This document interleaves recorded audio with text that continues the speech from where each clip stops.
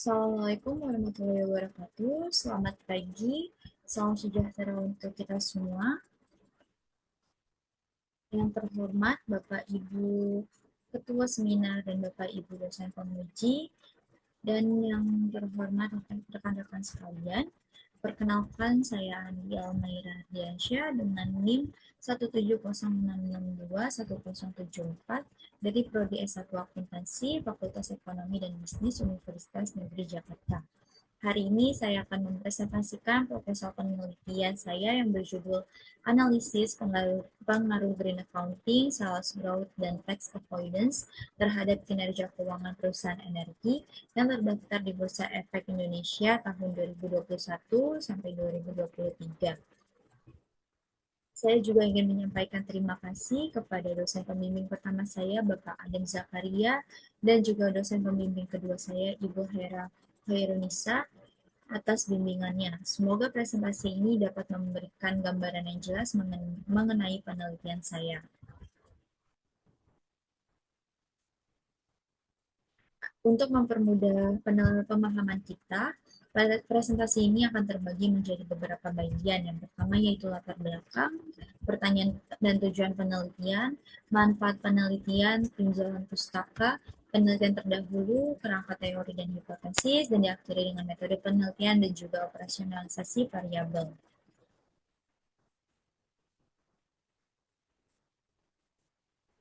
Yang pertama kita masuk ke dalam latar belakang penelitian. Bapak Ibu sekalian, dalam beberapa tahun terakhir, kinerja keuangan perusahaan yang telah menjadi isu krusial yang menarik perhatian masyarakat luas. Pandemi COVID-19 yang terjadi di awal 2020 memicu perlambatan ekonomi global, mengganggu rantai pasok, dan signifikan menurunkan daya beli masyarakat. Ini menyebabkan mayoritas perusahaan mengalami penurunan pendapatan dan rentannya struktur keuangan. Meskipun ada pemulihan bertahap di tahun-tahun berikutnya, tekanan eksternal seperti fluktuasi harga dan juga dinamika geopolitik terus mempengaruhi keuangan perusahaan. Oleh karena itu, penting bagi perusahaan untuk memiliki strategi pengelolaan keuangan yang adaptif dan berorientasi jangka panjang guna menjaga keberlanjutan dan juga daya saing perusahaan. Pemahaman terhadap kinerja keuangan ini krusial karena mencerminkan kesehatan perusahaan, dan kinerja keuangan ini mencerminkan kemampuan perusahaan bertahan di tengah persaingan yang ketat. Seperti yang disebutkan dalam penelitian Septiano dan Mulyadi tahun 2023. Menurut Titani dan Susilowati tahun 2022, laporan keuangan yang baik menunjukkan laba maksimal dan pengembangan investasi yang tinggi, di mana mencerminkan profitabilitas perusahaan. Dalam penelitian ini, saya menggunakan Return on Asset atau ROA sebagai indikator utama kinerja keuangan karena rasio ini secara langsung mencerminkan efisiensi perusahaan dalam mengelola aset untuk menghasilkan laba dan juga menarik perhatian investor.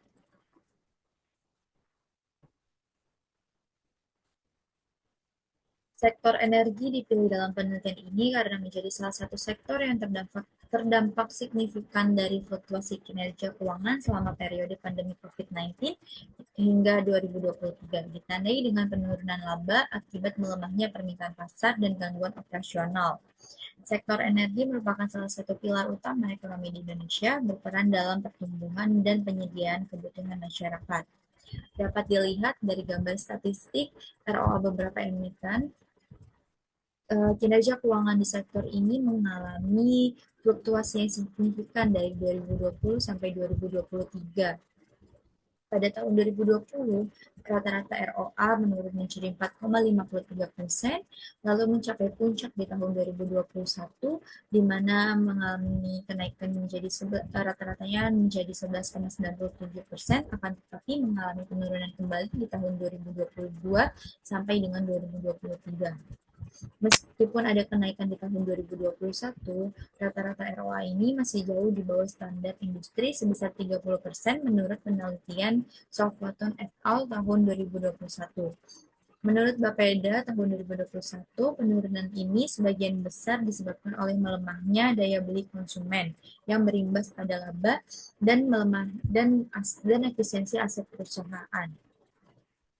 Contoh nyata yang terlihat pada PTL Nusa Tbk yang mengalami penurunan laba sebesar 30,12% pada tahun 2020 sejalan dengan penurunan pendapatan perusahaannya. Secara keseluruhan, fluktuasi ROA ini mencerminkan tantangan besar bagi perusahaan energi dalam mengoptimalkan pemanfaatan aset dan menjaga profitabilitas di tengah tekanan eksternal. ROA ini menjadi salah satu indikator yang mencerminkan kinerja keuangan perusahaan karena menunjukkan seberapa efektif perusahaan dalam mengelola asetnya untuk menghasilkan laba. Melihat tantangan kinerja keuangan di sektor energi, penelitian ini akan mengkaji 3 faktor utama. Yang pertama yaitu green accounting, yang merupakan pendekatan untuk mengintegrasikan aspek lingkungan ke dalam laporan keuangan. Ini penting karena dapat meningkatkan efisiensi operasional dan citra perusahaan di mata investor yang semakin peduli akan keberlanjutan. Sejalan dengan studi yang dilakukan oleh Ramadhani et al. Tahun 2022 dan Rizky Maulida et al. Tahun 2023. Faktor yang kedua merupakan sales growth. Sales growth yaitu pertumbuhan penjualan yang menjadi indikator krusial keberhasilan perusahaan dalam memperluas pasar dan meningkatkan profitabilitas. Sebagaimana ditekankan dalam penelitian oleh Yuliani tahun 2021 dan Laksmanta dan Rahmawati tahun 2023. Namun perlu dicatat bahwa pertumbuhan yang tidak konsisten juga dapat berdampak negatif pada kinerja keuangan. Dan faktor terakhir atau faktor ketiga yaitu tax avoidance. Tax avoidance merupakan praktik meminimalkan beban pajak beban pajak secara legal bagi perusahaan energi hal ini dapat meningkatkan laba bersih seperti yang diungkapkan oleh penelitian Susilawati dan Siregar tahun 2022. Namun, ada pula risiko reputasi dan regulasi yang perlu dipertimbangkan oleh perusahaan mengingat transparansi pajak global dan kebijakan seperti automatic exchange of information yang telah diberlakukan di Indonesia. Pemilihan ketiga variabel ini didasari pada urgensi untuk memberikan pemahaman komprehensif tentang bagaimana faktor lingkungan, pertumbuhan, dan perpajakan mempengaruhi kinerja keuangan perusahaan energi di Indonesia.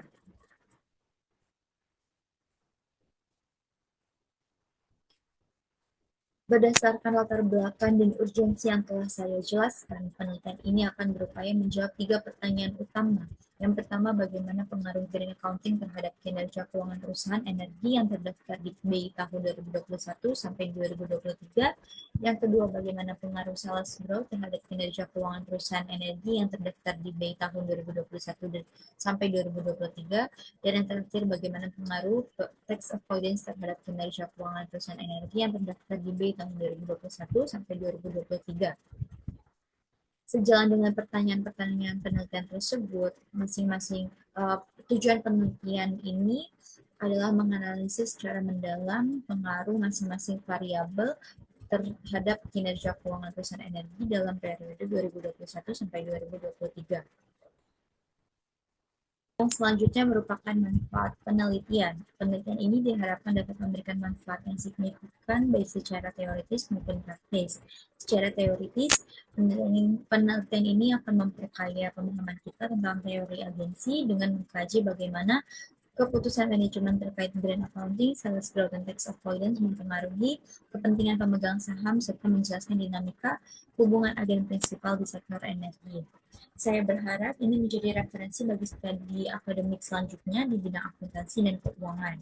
Secara praktis, bagi akademisi, penelitian ini akan menjadi referensi ilmiah, dan bagi perusahaan energi, hasil penelitian ini akan memberikan wawasan penting terhadap pentingnya green accounting. Green accounting dapat meningkatkan efisiensi operasional dan daya tarik investasi. Selain itu, penelitian ini menunjukkan bagaimana optimalisasi sales growth menjadi indikator keberlanjutan bisnis dan strategi tax avoidance yang legal dapat meningkatkan efisiensi pajak serta kinerja keuangan melalui ROA.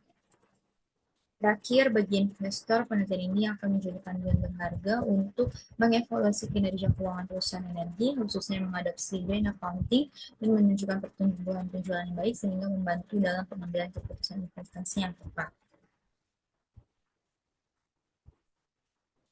Dan selanjutnya merupakan tinjauan pustaka dari variabel-variabel dalam penelitian saya. Setelah membahas latar belakang dan pentingnya penelitian ini, kita akan masuk ke dalam tinjauan pustaka yang menjadi fondasi teoritis penelitian saya. Di bagian ini saya akan menjelaskan beberapa teori dan konsep utama yang relevan dengan variabel-variabel yang diteliti. Pertama, sebagai grand teori dalam penelitian ini, saya menggunakan teori keagenan. Teori ini menjelaskan hubungan antara pemilik perusahaan atau prinsipal, dalam hal ini merupakan pemegang saham, dan manajemen atau agen. Teori ini didasari oleh tiga asumsi utama. Yang pertama merupakan self-interest yang menyatakan bahwa individu cenderung bertindak untuk kepentingan pribadinya.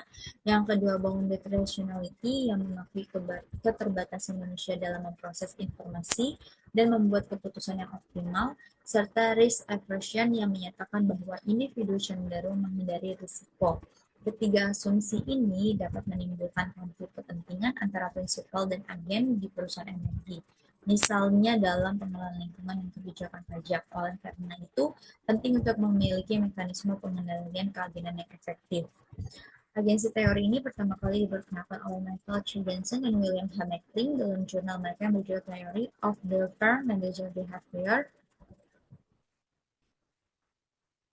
pada tahun 1976. Teori agensi ini merupakan teori yang berlandaskan pada asumsi bahwa konflik kepentingan antara prinsipal dan agen muncul karena masing-masing pihak terdorong oleh motivasi untuk memenuhi kepentingan pribadinya, menurut Bakti dan Triyono tahun 2022. Tinjauan pustaka selanjutnya mengenai variabel Y dalam penelitian ini yaitu kinerja keuangan. Kinerja keuangan menurut Huta Barat merupakan suatu analisis yang dilakukan untuk menilai sejauh mana perusahaan telah menjalankan operasionalnya dengan menerapkan aturan-aturan keuangan secara tepat dan sesuai. Kinerja keuangan merupakan indikator kesehatan perusahaan yang mencerminkan kemampuan manajemen dalam mengelola sumber daya untuk mencapai tujuan. Dalam penelitian ini, saya menggunakan return on asset sebagai proksi kinerja keuangan karena ROA adalah rasio profitabilitas yang menunjukkan efisiensi perusahaan dalam menggunakan asetnya untuk menghasilkan laba. Selanjutnya merupakan tinjauan pustaka mengenai variabel-variabel X dalam penelitian saya. Yang pertama, atau X1 dalam penelitian ini merupakan green accounting. Menurut Cantika dan Soliha, green accounting merupakan akuntansi yang berfokus pada identifikasi, pengukuran, penilaian, dan pengungkapan biaya-biaya yang terkait dengan aktivitas perusahaan yang berdampak pada lingkungan masyarakat. Konsep ini sangat relevan di era keberlanjutan. Green accounting adalah praktik akuntansi yang mengukur dan melaporkan dampak lingkungan dari aktivitas bisnis perusahaan. Tujuannya bukan hanya untuk mematuhi regulasi, tetapi juga untuk mengidentifikasi biaya lingkungan, meningkatkan efisiensi, dan membangun citra positif perusahaan. Green accounting dapat menjadi salah satu mekanisme pengendalian keagenan yang mendorong manajemen untuk lebih bertanggung jawab terhadap aspek lingkungan. Variabel X kedua yaitu sales growth. Menurut Alvin Nur dan Hidayat tahun 2021, sales growth merupakan salah satu indikator yang digunakan untuk mengukur kinerja perusahaan berdasarkan jumlah penjualan yang dicapai pada setiap periode tertentu. Sales growth merupakan indikator penting yang mencerminkan kemampuan perusahaan dalam memperluas pangsa pasar dan meningkatkan volume penjualan. Bagi perusahaan energi, pertumbuhan penjualan yang stabil sangat krusial karena berdampak langsung pada pendapatan dan profitabilitas serta menunjukkan daya saing perusahaan di pasar yang dinamis. Dan variabel ketiga atau variabel X3 yaitu tax avoidance. Menurut Amiluddin tahun 2020, tax avoidance merupakan strategi yang dilakukan secara sah untuk menekankan beban pajak dengan memanfaatkan ketidaksempurnaan atau kekurangan dalam ketentuan perpajakan yang berlaku menurut undang-undang. Strategi legal ini digunakan perusahaan untuk meminimalkan beban pajaknya dengan memanfaatkan celah dalam regulasi perpajakan. Bagi perusahaan energi yang memiliki kewajiban pajak yang besar, tax avoidance ini bisa membantu perusahaan untuk meningkatkan laba bersih. Namun praktik ini juga menghadapi pengawasan ketat dari regulator karena potensi risiko reputasi dan legalitasnya. Pengelolaan tax avoidance yang dilakukan secara hati-hati dapat menjadi bagian dari mekanisme pengendalian keagenan untuk meningkatkan kinerja keuangan, namun perlu juga diimbangi dengan kepatuhan terhadap peraturan.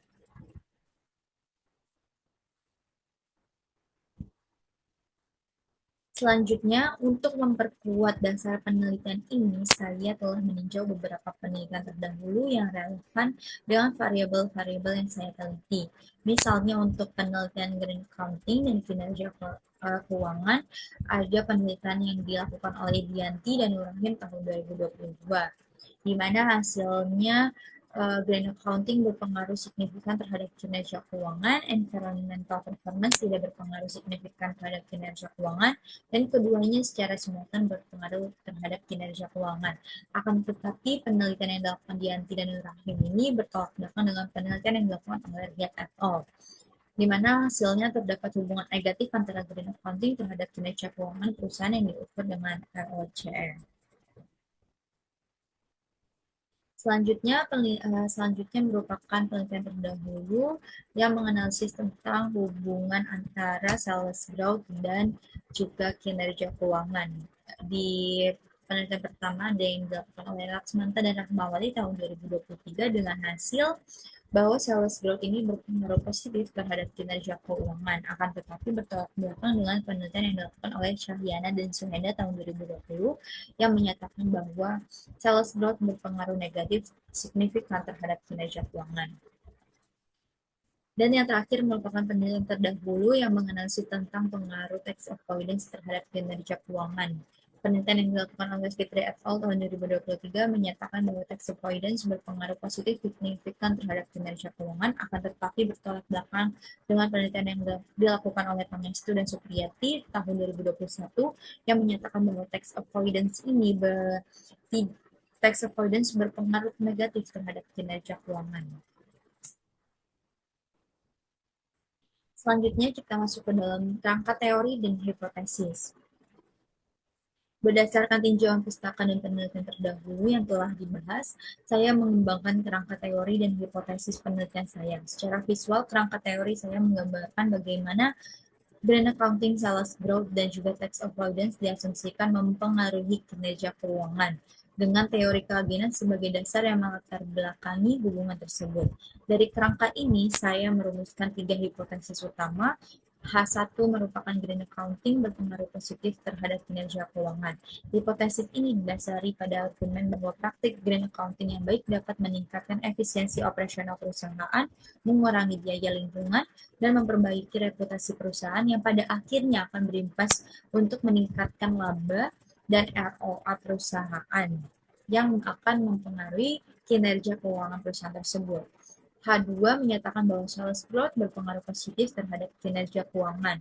Hipotesis ini didukung oleh pandangan bahwa pertumbuhan penjualan yang tinggi menunjukkan perluasan pasar dan peningkatan pendapatan yang secara langsung berkontribusi pada profitabilitas perusahaan. Dan H3 menyatakan bahwa tax avoidance berpengaruh positif terhadap kinerja keuangan. Hipotesis ini berangkat dari asumsi bahwa upaya legal untuk meminimalkan beban pajak akan meningkatkan laba bersih perusahaan setelah pajak yang pada akhirnya meningkatkan kinerja keuangan perusahaan. Ketiga hipotesis ini akan diuji secara empiris dalam penelitian saya. Selanjutnya kita masuk ke dalam metode penelitian. Jenis penelitian ini merupakan penelitian kuantitatif dengan pendekatan kausalitas. Artinya, saya akan menganalisis hubungan sebab akibat antara variabel independen, green accounting, sales growth, dan tax avoidance terhadap variabel dependen yaitu kinerja keuangan. Populasi dalam penelitian ini adalah seluruh perusahaan energi yang terdaftar di Bursa Efek Indonesia selama periode 2021 sampai 2023. Jumlah populasi ini mencapai 90 perusahaan. Untuk menentukan sampel, di sini saya menggunakan teknik purposive sampling. kriteria proposal sampling yang akan diterapkan untuk memilih perusahaan yang paling sesuai dengan tujuan penelitian saya. Misalnya perusahaan yang secara konsisten melaporkan data yang relevan atau memenuhi kriteria tertentu. Berdasarkan teknik ini, saya mendapatkan 40 perusahaan yang sesuai dengan kriteria penelitian. Sumber data yang saya gunakan merupakan data sekunder yang dikumpulkan melalui teknik dokumentasi. Data ini akan diambil dari laporan keuangan tahun perusahaan yang tersedia di website resmi Bursa Efek Indonesia, yaitu www.idx.co.id, dan data proper dari KLHK. Selanjutnya merupakan teknik analisis data. Untuk menganalisis data yang terkumpul, saya akan menggunakan teknik analisis data regresi data panel dengan bantuan perangkat lunak statistik. Langkah-langkah analisisnya adalah sebagai berikut. Yang pertama, menentukan model estimasi atau model regresi yang dalam dalam regresi data panel ini terdapat 3 model estimasi. Yang pertama common effect model, yang kedua fixed effect model, dan yang terakhir random effect model. Penentuan model ini untuk memilih model mana yang paling tepat saat untuk memilih model yang paling tepat, saya akan melakukan serangkaian uji. Serangkaian uji penentuan model regresi, yang pertama yaitu ada uji Chow, uji Kaut untuk membandingkan common effect model dan fixed effect model. Yang kedua ada uji Hausman untuk membandingkan fixed effect model dan random effect model, dan yang terakhir ada uji Lagrange multiplier untuk membandingkan common effect model dan random effect model jika uji Kaut memilih common effect dan uji Hausman memilih random effect. Setelah model estimasi terpilih, langkah selanjutnya adalah uji asumsi klasik untuk memastikan bahwa model regresi yang digunakan memenuhi asumsi-asumsi statistik yang diperlukan agar hasil estimasi menjadi valid dan tidak bias. Uji ini meliputi uji normalitas untuk melihat apakah data terdistribusi normal, uji multikolinearitas untuk mendeteksi adanya korelasi tinggi antar variabel independen, uji heteroskedastisitas untuk memeriksa apakah varians residual konstan atau tidak, dan yang terakhir uji autokorelasi untuk mendeteksi korelasi antar error term pada periode waktu yang berbeda. Uji terakhir yang dilakukan dalam penelitian ini merupakan uji hipotesis. Untuk menjawab penelitian saya dilakukan 3 uji hipotesis. Yang pertama, koefisien determinasi atau R-square untuk mengetahui seberapa besar variabilitas variabel independen. Variabel dependen dapat dijelaskan oleh variabel independen. Yang kedua, uji F untuk menguji signifikansi pengaruh seluruh variabel independen secara simultan terhadap variabel dependen. Dan yang terakhir adalah uji T untuk menguji signifikansi pengaruh masing-masing variabel independen secara parsial terhadap variabel dependen. Dan yang terakhir merupakan operasionalisasi variabel. Pada saat ini saya akan menjelaskan operasionalisasi variabel yang digunakan dalam penelitian. Untuk variabel dependen atau variabel Y dalam penelitian ini merupakan kinerja keuangan, di mana diproyeksikan menggunakan indikator ROA atau return on asset. Return on asset dihitung sebagai perbandingan antara laba bersih setelah pajak dengan total aset. ROA ini menunjukkan efisiensi perusahaan dalam menghasilkan laba dari aset yang dimilikinya. Untuk variabel independen yang pertama atau X1 merupakan green accounting, di mana diukur menggunakan pendekatan pengungkapan biaya lingkungan berdasarkan laporan keberlanjutan atau laporan tahunan perusahaan. Ini melibatkan identifikasi dan kuantifikasi informasi terkait pengeluaran lingkungan, investasi hijau, atau pengelolaan limbah yang diungkapkan oleh perusahaan. Alternatif lain adalah menggunakan nilai proper yang dikeluarkan oleh KLHK. Di sini saya menggunakan peringkat proper yang dikeluarkan oleh KLHK sebagai indikator kinerja lingkungan yang dilakukan oleh perusahaan, di mana peringkat yang lebih tinggi menunjukkan kinerja lingkungan yang baik. Di sini sudah terpaparkan oleh peringkat yang paling tinggi itu emas yang eh, di ditunjukkan dengan skala nomor 5, yang kedua ada hijau yang ditunjukkan dengan skala 4, selanjutnya biru yang ditunjukkan skala 3, merah ditunjukkan dengan skala 2, dan yang terakhir ada hitam yang ditunjukkan oleh skala 1. Untuk variabel X2, di sini merupakan sales growth, diukur sebagai presentasi perubahan penjualan dari tahun sebelumnya. Formula yang digunakan adalah penjualan tahun T dikurang penjualan tahun ini dikurang dengan penjualan tahun sebelumnya dibagi dengan penjualan tahun sebelumnya. Indikator ini mencerminkan kemampuan perusahaan dalam memperluas pasar dan meningkatkan pendapatan. Untuk variabel operasionalisasi variabel yang terakhir merupakan yang ketiga, di mana variabel tersebut tax avoidance diukur dengan menggunakan proxy ETR. ETR ini dihitung dengan cara membagi beban pajak penghasilan dengan laba sebelum pajak.